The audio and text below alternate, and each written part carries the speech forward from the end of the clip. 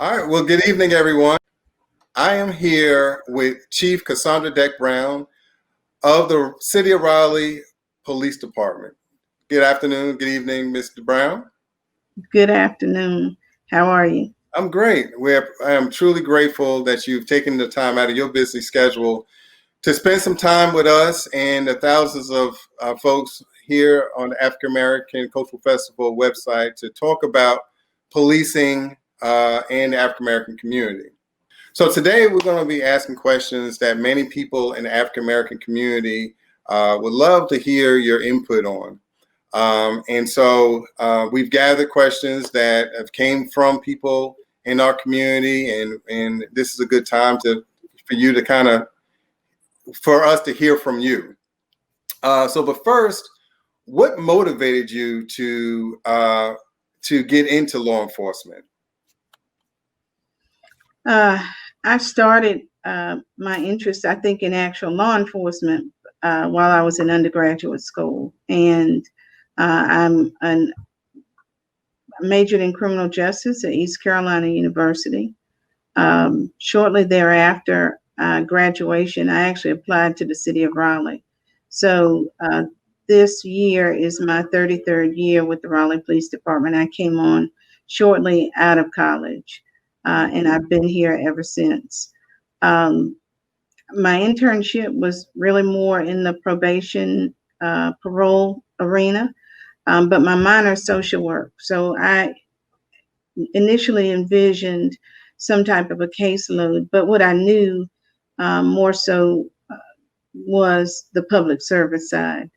I grew up in Franklin County, not very far from Raleigh, so it was not too far from home at the time, the capital city, and I thought that this would be a good opportunity to sort of experience the criminal justice, the policing side of things. So the city was hiring as I graduated, and I think the rest is history. But the public service piece was really probably entrenched as a family value. And so that wasn't a difficult task at all in terms of knowing that I was going to go in that field. That was less of a challenge. I think the question was, what would it look like? What would the career itself be? And so here I am. So the continuation of public service, I think, began as a young person. Wow. So let's be, I guess, as we talk about today and policing, since you've been doing this for 33 years, when we think about the social climate today and the political climate today, do you still believe that being a police officer is a noble profession? I do. There is a lot of great work that comes out of the profession of policing that really does impact our communities in a very positive way. Law enforcement officers, not just here in Raleigh, but across the country, find themselves literally at times standing in the gap in terms of making a difference in the community, affecting change in the community, finding situations and making them better than you found them. That is true throughout our city. That is true throughout the country. Here in Raleigh, our calls for service on an annual basis is somewhere between 300,000 and 400,000 calls for service. That's a significant number of contacts and engagement opportunities with the community. Are they all positive? We know that they're not all positive. And I don't think any agency can say that. But I do think when you look at the number of encounters and the number of statements of gratitude and appreciation that we do get, I do think that we are still working in a noble profession. And I do believe that we are making a difference in our community. Do I believe that there is also an opportunity to change?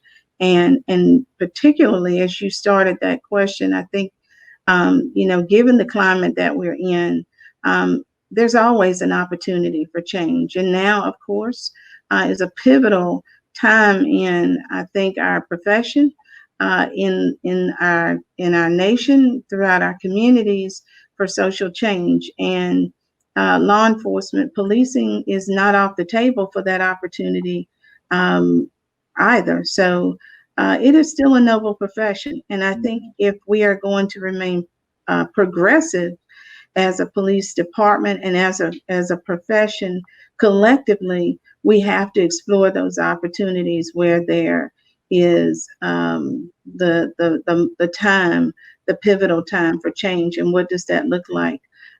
Is so important, I think, for all of us. I get it. So when you think about your career, when we think about your career path, has there been any certain assignments that has developed the type of leadership style that you present now to your officers? Absolutely. When you talk about having served almost 33 years in one profession, in one place, sometimes that's unheard of today with today's generation. Mm-hmm. But being able to work in this profession over the course of these many years,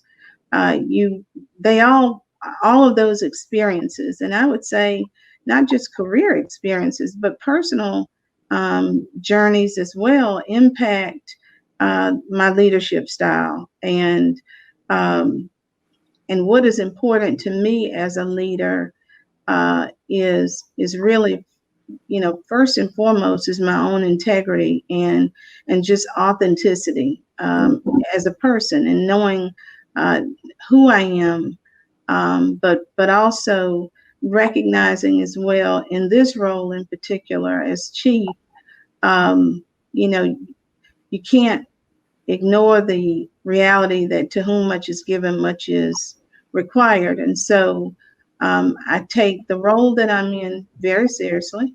I recognize the amount of responsibility that comes with it. But as a leader, it's important to me to have a sense of understanding of the people that we serve, but also of the people who serve along with me here in the city, here in the police department, and trying to be that person, leader, if you will, who is engaged with both sides of that coin is critically important. And that's literally engaging and being out there in the community, as well as, taking opportunities like we're doing here. COVID-19, I think, has created many facets of what will be the new normal, and clearly digital communication, conferences, etc., are one of those. But it's important to me that I'm in front of my officers as well. And our civilian staff. And it's also important that, communication occurs internally and externally. So there are things that happen within the community that I'm in front of our officers addressing, and vice versa. You've seen me in the public as well, sometimes more formal in a press conference, but also, I think we stood beside each other last weekend, giving out masks and water at Roberts Park, due to, what we're dealing with in our communities regarding COVID. So that community engagement is pivotal as a police chief, but it also has many facets. And the same thing applies within our own organization. So sometimes I'm just in front of a roll call, but other times I'm teaching to our staff about different topics. And so that engagement, and then I've also done digital communications and podcasts with our department as well. The size, sometimes the information needs to be expressed immediate. So it's not as feasible to go to roll calls if the information needs to be delivered in a more timely manner. So we have to be innovative, but that engagement has always been important to me. And I think that's an important facet of being a leader. But it's also about being fair, being equitable, being understanding, but also knowing when that level of command is needed to direct and guide and affect the organization as well. And so sometimes that comes with a great deal of passion in my voice, in my heart, and in my spirit when I'm talking either to the public or to our officers as well. But being true to oneself, I think, is one of the important premises of being a leader. Period. You've got to be true to who you are, and then understand the needs of all that you serve and serve with. Mm-hmm. So one of the things that is the true reality now, that this is for the first time that we have seen African-American women as police chiefs in our major cities in North Carolina. So Raleigh, Durham, Fayetteville, for the first time, you actually see this type of leadership in place. So how do you navigate between being the police chief, being a mother, and an African-American woman, especially in this culture and this political climate today? It's not hard for me to see all of the different facets of my life. I think sometimes from a public perspective, it's hard for others to see, me outside of the uniform, or law enforcement outside of the uniform. And so I would lead into that response with, I am an African-American woman. I am a mother, I'm a daughter, I'm a sister, aunt, grandparent, a person who is involved in civic activity, and so forth, who happens to be a Raleigh police officer, who happens to be the chief of police. Mm-hmm. And so, when you can recognize us, I think, as being people first and foremost, and I think that's a conversation we all have to have, is recognizing the humanity in all of us. And so as an African-American woman, I want to make sure too that the work that I do, and the reward that I receive for that work, be it the role of police chief or the different positions that I've held over the course of my career, what's important to me is not that I got that position because I was a woman or an African-American woman, did my work speak for my abilities or the capabilities that I could demonstrate and or perform in that next role as police chief, or when I was a detective, working in such a way that my work ethic was what qualified me for the position is always important. You mentioned the female chiefs in this area, and this area has more women chiefs, and specifically women of color in this area serving as chiefs than I think any region in the United States. Mm-hmm. And some have said it's an anomaly. Some have said it's magic. It's Black girl magic. Mm-hmm. And what I would say to that is, while it may appear, to be the anomaly or out of the ordinary, I would just ask why, because those positions were available, and many of those women have risen through ranks in either in those prospective departments or throughout law enforcement and qualified for the position. Regionally, I'm not sure why this area in North Carolina is such, but I think that we as women do bring a significant number of skills and talents and expert experience to the table. And so, that qualification, or those qualifications, I think are and were exemplified in such a way that myself and others were appointed for those positions. And the magic, whatever magic you want to put on it, it comes with a lot of hard work. And I don't want anyone to ever think that we were given anything. It comes with tremendous sacrifice and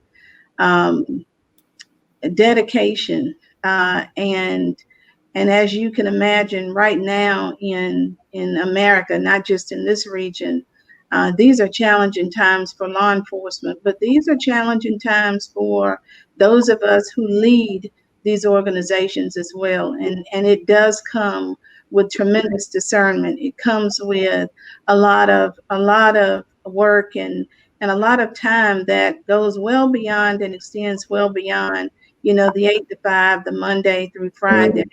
It requires having that face time with our staff and personnel, with our communities. It requires making and really reevaluating critical decisions and actions and activities that our agencies are dealing with and facing.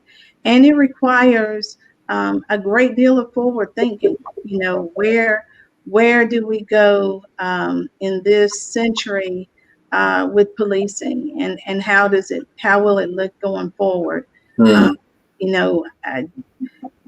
I do think that, as you mentioned, the women, I do think that we are Esthers and Deborahs in many ways as well, for such a time as this.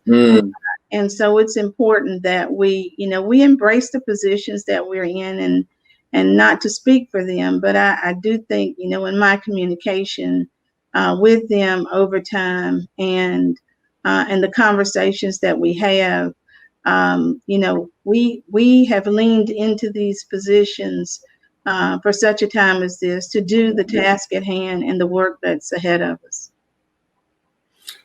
That's something. So let's talk about the actual department itself. So when we're thinking about the city of Raleigh Police Department, many people are demanding change in policies and culture with the relationship of the citizen and the police officer. In your position, what changes have you implemented in the actual Raleigh Police Department, or in the process of trying to implement? Well, I want to be clear. First of all, change happens in this organization a lot. And as I mentioned very earlier, in order to be a progressive department, and I do think that Raleigh is a progressive department, it has to be, as the capital city. The Raleigh Police Department is the third largest law enforcement agency in the state of North Carolina, to Charlotte, and the Highway Patrol Charlotte and Raleigh. From a municipal agency, that's Raleigh and Charlotte. So that makes us the second largest city. From a national standpoint, we are the 42nd largest department based on the population in our community. And so change is happening on a regular basis because we're the capital city. We are, the city of Raleigh is the legislative hub for the state. So there are constantly folk who are coming to and through the city for different reasons. Personal reasons, academic reasons, educational reasons, business opportunities. You know, we're right down the road from Research Triangle, where discoveries are made all the time. Here, with it being the legislative hub, political reasons, people are coming to and through our city all the time.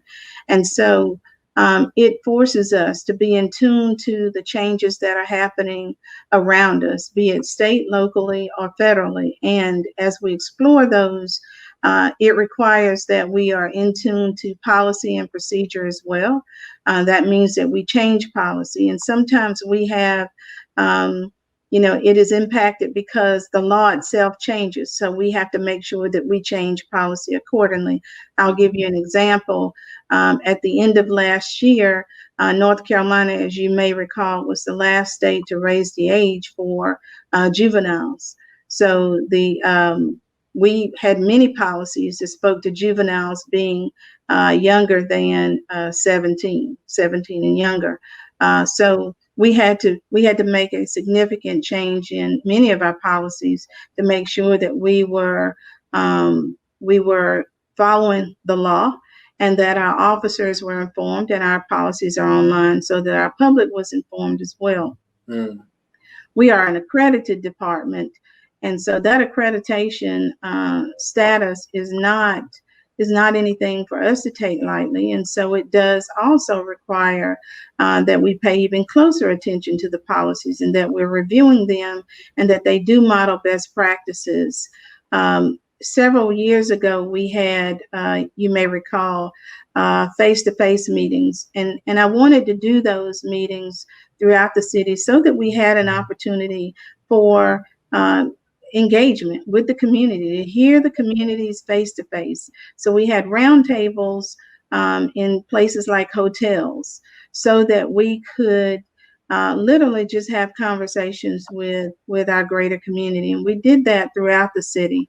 And what came of that, actually, in some instances, was one was the consent search form. We heard from the community who shared their concerns, and in some facets, just misunderstandings about what that looked like. So it gave us an opportunity to not only hear our community, but then go back, reassess what we had, and recreate a consent search form so that a person was properly informed in English and in Spanish what was about to happen and what their rights were, so that we were just very clear and transparent with it. It was out of those meetings, also the first series of meetings, that we began the process of setting up the overall process that instituted body-worn cameras. But it came out of a face-to-face meeting. Those meetings began in 2015. And so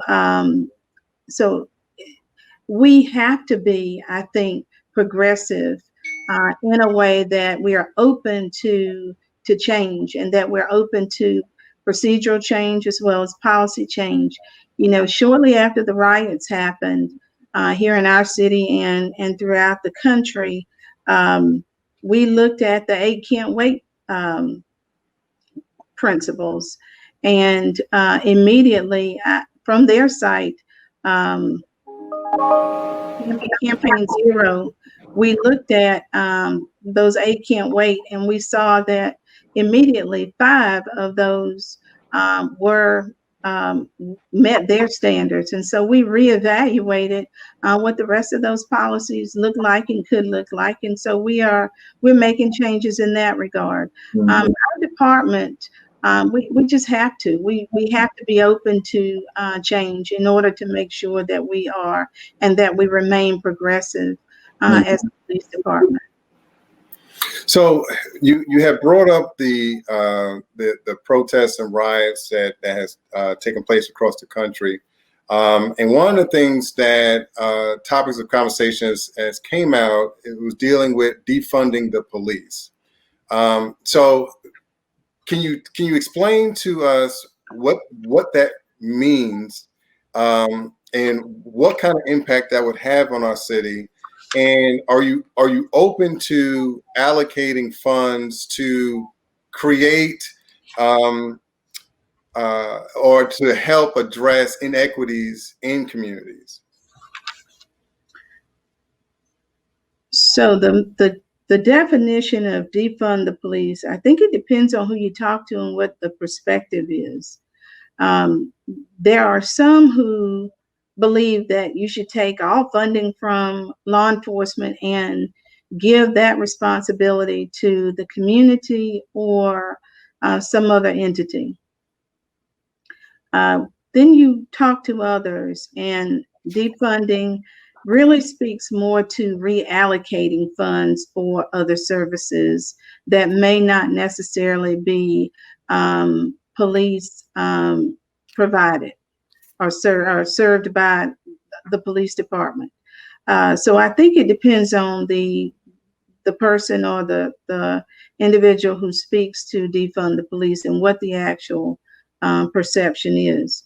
The police department is no different than many other departments across the country where we have been presented with that same point of defund the police department.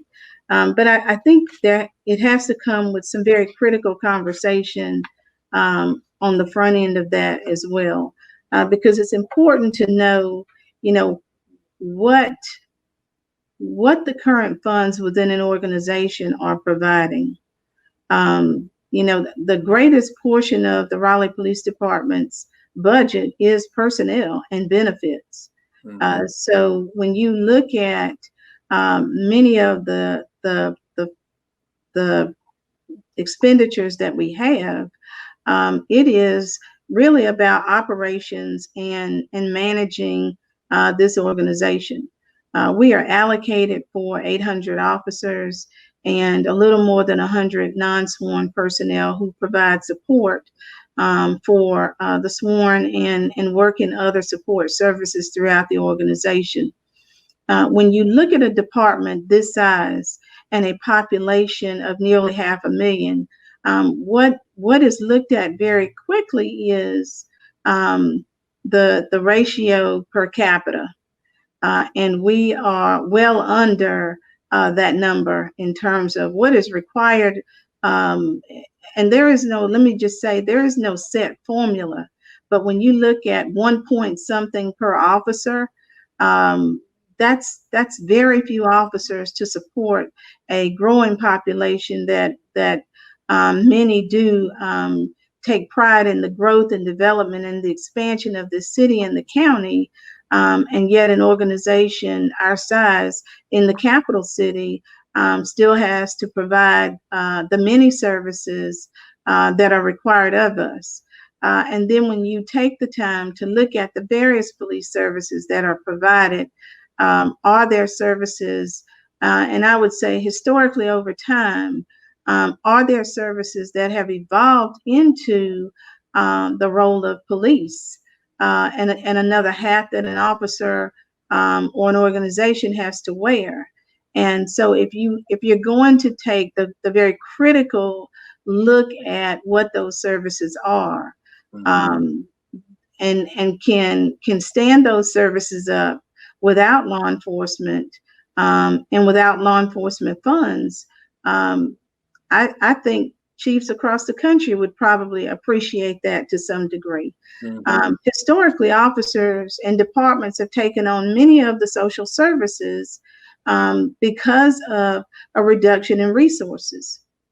And so, when we talk about the mentally ill, mm-hmm. And we look at what resources are available, and the Raleigh Police Department, partners with a number of mental health providers and services and organizations and so forth. But, we are limited in terms of the resources that are provided throughout our county. And so, but at 3:00 in the morning, who else is answering that call other than law enforcement, other than the police department?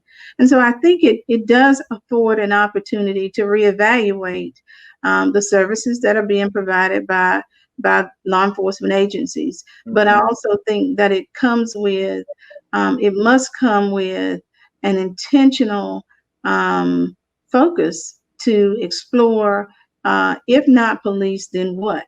Right. And how do you stand those services up? I think that we have stood in many social services gaps, because when resources are diminished and budgets are cut, who else does a family have to call when that crisis is ongoing, other than law enforcement? When my phone rings at 3 o'clock in the morning, it's not because one of my deputy chiefs is saying, "I just thought I'd chat with you, ma'am." It's because there's a crisis going on somewhere in our city at that particular point in time, or it has started to, occur. Last week alone, we were outside of, a residence for a significant number of hours, in a crisis, in a hostage negotiation scenario. And many hours later, we were able to, render that scene safe after residents in and around the area had been evacuated. And we eventually went into that residence, because prior to us getting there, shots had been fired and people were injured. And so we get there and we render the situation safe. After many hours, we get the injured person to the hospital, and we make the necessary arrest and whatnot in the end. And that's how most situations conclude. But it's after a considerable amount of time and a host of resources that are brought out on those types of calls and situations, to do everything that we can do to stabilize that situation, and get people to safe, a safe and rendered scenario in the end. Mm-hmm. So one of the things that is kind of been a hot topic is dealing with how the police actually address or have engagement with particularly the African American community. So when you are so when we talk about the Raleigh Police Department, are there certain trainings or certain ways in which you are teaching your officers how to engage the public and particularly the African American community when there is a time of engagement? Yes, and training actually starts on day one, but I'm going to go even prior to training, because often that's what we hear. But the Raleigh Police Department, in the selection process for individuals, there are a series of steps that have to happen that are mandated, some by the state of North Carolina for certification, and others by us. But that background investigation is very telling. Background investigation, the reference checks, just a lot of the things that go into the background itself. The psychological evaluation, and so forth. So before the person is ever selected, there's a lot that goes into that. And I look at each one of those files. And even where we have vacancies, what is more important to me is that I am making the right selections of those candidates that I have before me. And there's a series of interviews and whatnot that happen with every candidate that is considered for hire. Because what I want to make sure that is that their life prior to Raleigh PD, their values are congruent to the values that we have. And so if I don't see that in the file and things are revealed, then that person is not considered here. And then when they are introduced in the police academy to the training, the training, the time mandated for the state of North Carolina for an academy is a little more than 600 hours. The Raleigh Police Department requires over 1,200 hours for academy training. So it's basically a little more than twice the amount of time required by the state. So that's months. That's almost a half a year to get a person from day one of the academy through graduation.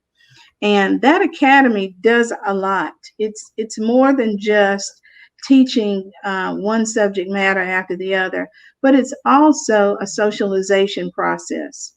It's important to know that not everybody completes an academy, and for different reasons.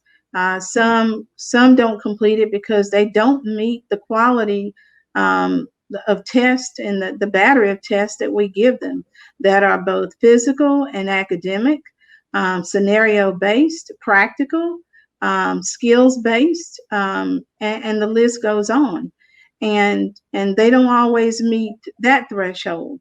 But there's the socialization process begins early on in that academy, because what is important also is being able to get that individual to see that that whomever they are and whatever their walk has been, now as a City of Raleigh police officer, there is a whole nother list of expectations that come with that are handed down by this organization, that are handed down by the City of Raleigh and the state of North Carolina. And then you go into the constitutional laws of the land.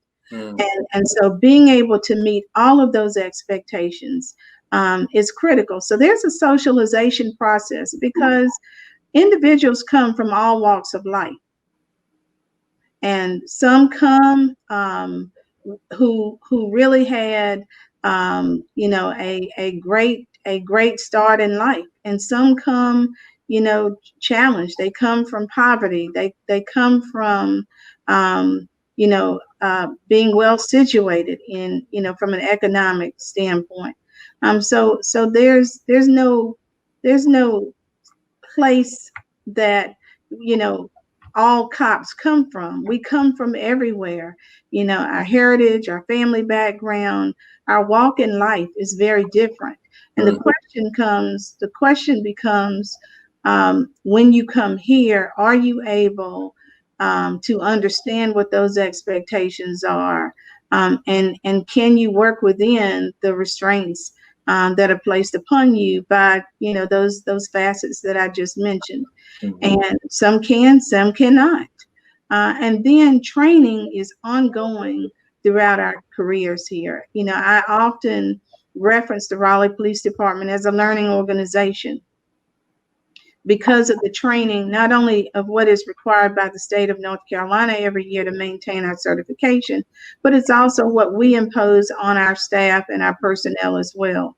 And it's everything from, you often hear about implicit bias. You often hear about, having an understanding of racial disparities. It's having training on dealing with special populations in our community, the mentally ill. It's the mental health first aid. It's the CIT training, and that list goes on. But it's also, as I mentioned, it's the critical decision making. It's the scenario-based training, where you put an officer in a controlled scenario. And when I say controlled, it's controlled because it's being observed. It's not real, but it's as realistic as it gets. And so the decisions and the critical decision making that comes out of that, then, when that situation is concluded, they're asked, they're questioned as to why you made this choice versus that choice. What is important is you have to be able to articulate why you made those choices and that decision. Every scenario-based exercise, while it may, things are just added on to see how this person will and can react. Sometimes there's nothing to do. And what is just as critical is, if that 911 call goes out, can you discern whether or not you actually have a situation right now? And sometimes you don't have a situation. And so it's just as important to know how to handle that. And sometimes while a situation is critical, do you understand and see an opportunity to de-escalate as well? And that also recognizes that while, some situations may start out on one level, they can escalate. Can you handle that? Are you able to address that issue regardless of which end of the spectrum it goes? And so that training is ongoing throughout our careers. And I mentioned it in the beginning. So I too teach. I teach the ethics block. And so our officers here have had topics like race, trust, and police legitimacy. And that really started, that block starts with understanding the history of policing from the 1830s and recognizing slave patrol for what it is, and being able to have just very candid conversations about the topic and the evolution of policing, and recognizing that the United States really is a place where it has been the melting pots for so many nationalities and ethnicities. So do you understand that we could also have, someone in our community who is a Holocaust survivor? And when you look at that, well, it wasn't just the Nazi army, but the greater hand in that was the Gestapo, German secret police. So here we go again with another entity of negative policing. And then, we discussed, now Congressman John Lewis, but, the infamous photo that we've all seen from the 60s where he is laying on the ground and hit on the head by, a trooper. And now being able to see, that man in the 60s laying on that ground as a young man is a very wise and seasoned man in our U.S. Congress today. And then you begin to see, and all of what came in the 60s, and you begin to see the historical gap of policing is not as far away as it is in the 1830s, but it's a lot closer. And a lot of those folks are still walking and living and breathing and seeing some of the same concerns that they had. So as chief, that was one of the topics that I taught and shared with them. Rodney King is actually it wasn't the introduction of the smartphone. It was actually the Rodney King event in 1991 that gave way, if you will, to being able to videotape policing and police encounters with residents and citizens. And so, and then we go further into the impact that policing has had on race, trust, and police legitimacy throughout our country, and why it is so important that we recognize that, but that we also recognize that we have a role to do as law enforcement professionals to ensure that what we believe as a noble profession can remain a noble profession. So one of the things now is, when you just spoke about decisions that police have made in the past, and both good and bad, and out of the actions of some police officers, you've heard these new chants, hands up, don't shoot, And that's one of these chants that, you certain officers had seen and heard during our riots and our protests. Do officers have a problem with that? And what do you say to your police officers when they're encountered with words like that? So I would say yes. Our officers are concerned when we hear that as well. And I think, when you hear that and you really take a moment to think about that and the gravity of the statement itself, hands up, don't shoot. We can never, as law enforcement professionals, want and desire that is the mindset or the foundation of fear every time there's an encounter with us.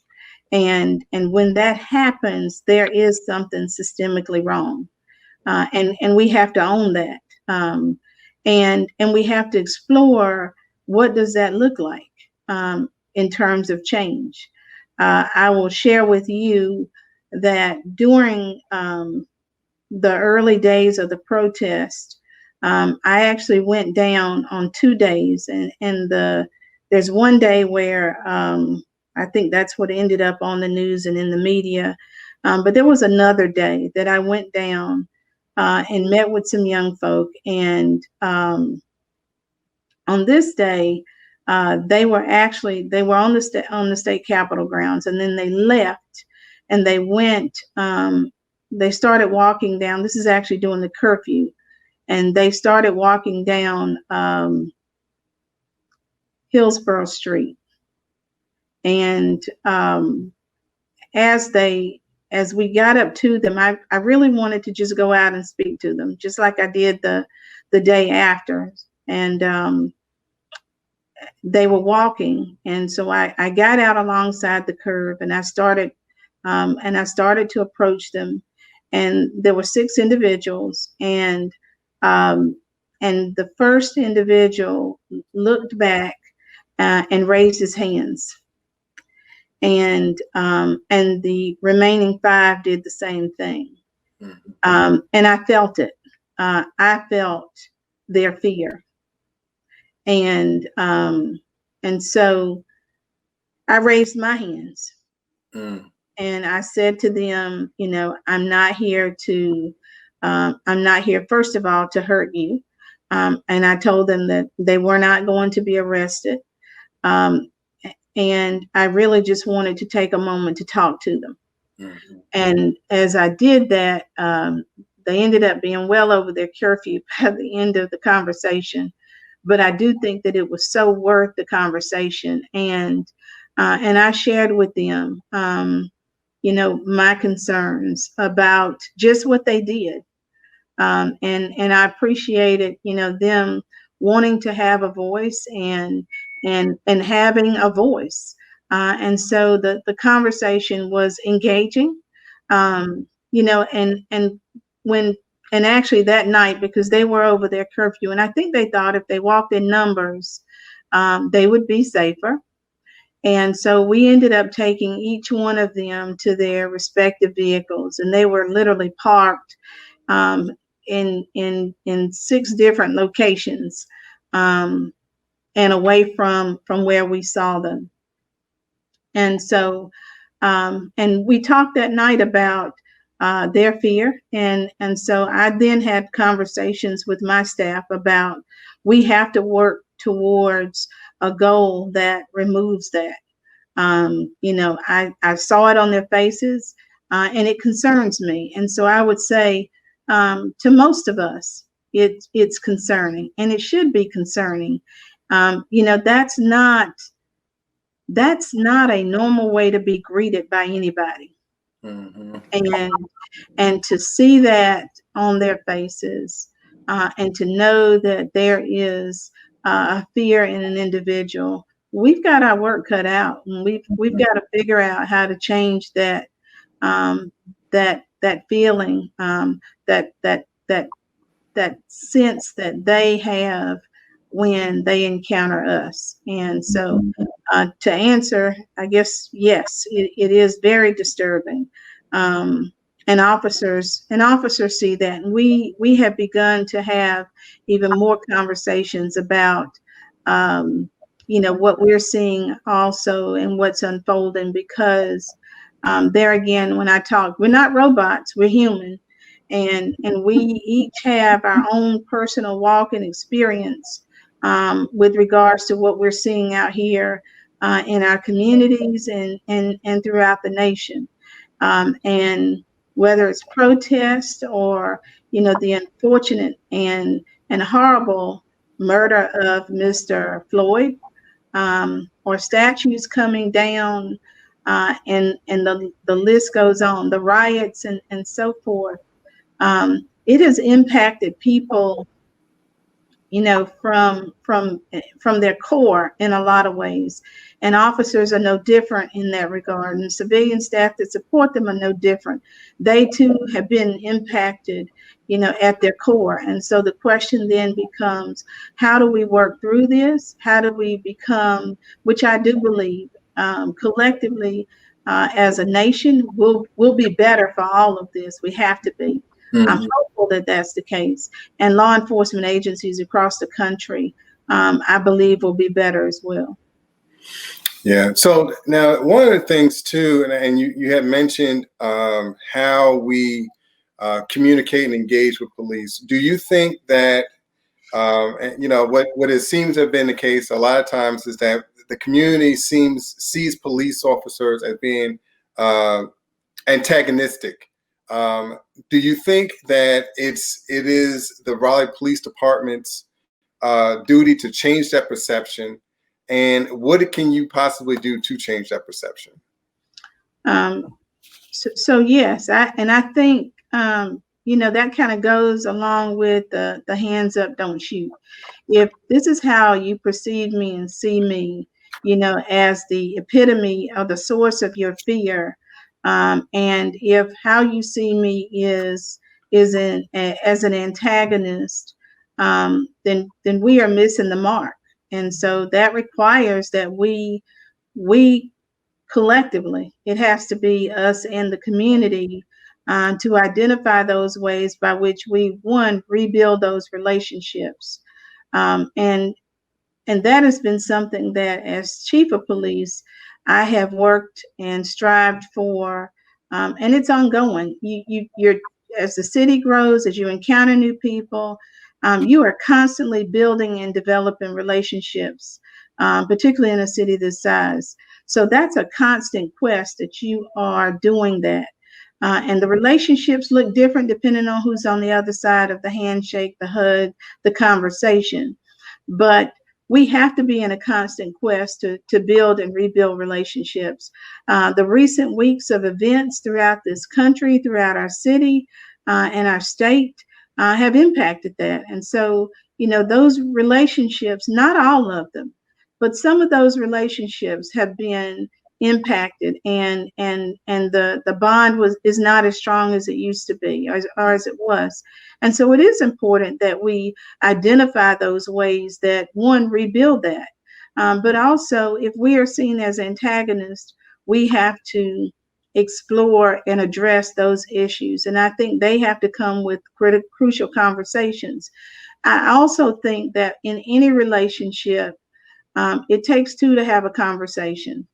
And in those relationships, I think we also have to explore the other side of that, because I think we have community members who are antagonistic as well.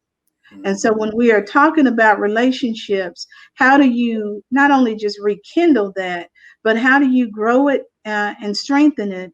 And what does that look like on the other side of that conversation? If the person is seen as an antagonist, then let's ask why. Just as you would ask me, if you see me as an antagonist, I would want to know, well, why is it that you see me as an antagonist? Have I done something to you as an individual, or collectively, is this how you perceive law enforcement? And if that's the case, then we have to address that as well, because while there may be an underlying reason why someone does not trust police, not every one of those distrusted or distrustful situations are directly impacted by a personal encounter with the police. Sometimes it is because the friend, the family member, etc., had an encounter, and now that individual doesn't like police either, or sees the police as antagonistic. And I think we just have to get through those barriers that exist in all of our lives, be it a police officer or an individual in the community. And there again, I think that we have to remember too that we're not robots. We're individuals. And so, when I take off this uniform, I too am, a Black female. And, have I been discriminated against? Have I been racially profiled? Have I gone into the store and been followed? Absolutely. Have I gotten in an elevator and someone clutches their purse? Absolutely. And so I think we have to really have the holistic conversations that speak to all of that. And race is there. Race is in that conversation. And stereotypes, I think, on both sides of the conversation as well. And I think we have to have the conversation of the heart. And so I do have one more question, and pertaining to the African American community and gun violence. So as we are aware, we're seeing multiple stories that is plaguing our African American communities in regards to gun violence. What do you say to these communities that are dealing with these situations more frequently than anybody would like? I think there's a lot to be said there. We have to look within our communities, and then we have to look at, the people who are being shot and injured or are killed within these communities, and a lot of times by their peers. And we're seeing younger and younger people who have access to firearms and who are using those firearms for, as the be all end all in the conversation. And unfortunately, it's the end all. The impact that we're seeing is, what is very clear that there is a lack of conflict resolution, period. Yeah. And because of that, if I have an issue with someone, the individual sees that the best perhaps, or the only conclusion, is to, shoot them, shoot their house, and so forth. And so we're also finding where innocent folk are just shot because somebody shot the house up, trying to shoot somebody else, or and so the gun violence is significant in this city, unlike many other years in the past. And as you may recall, we've done a number of PSAs. We've gone before council. We've implemented a strategy. We've worked with our judicial officials. We've worked with other partnerships, other partners throughout our community to find ways. And sometimes we've been creative in ways in terms of just trying to reduce the violence and recognizing, the victims that are caught up in this. We've had kids as young as 7 who were playing outside, and got hit by the stray bullet. And, you think about a child who we've all gotten the boo-boo on the playground, or we played sports and we've been injured. And now you have children who who are being impacted by gun violence, either because they're seeing it because of their environment and where they are, or they're the victims of it. And, you know, we as a community, and it's not just here in Raleigh, when I talk to my peer chiefs, you know, it's a problem that's plaguing them as well. But we as a community, we have got to find, you know, that way that we become intolerant to what we're seeing. You know, at the point we have young people with guns and, you know, through the officer's canvas or through the officer's interviews following an incident, and voices in the community are saying, you know, well, I knew he had, or I knew she had a weapon. Um, you know, it's so late at that point. You know, this is really where you've got to, if you see something, you have to say something. There has to be a level of intervention in our communities. And, you know, the sadder piece to me is what some of these young folk have experienced will undoubtedly become very trauma induced along, you know, and throughout their lives. And when we talk about ACEs, adverse childhood experiences, and we see, you know, this type of impact in a young person's life, you know, what becomes, you know, of that person 20 years down the road. And we as a community have to reach a point of intolerance, and we have to say that it's enough is enough in that regard. And you know, who has that voice for those folk? We, you know, this past week we had a 22-year-old shot and killed.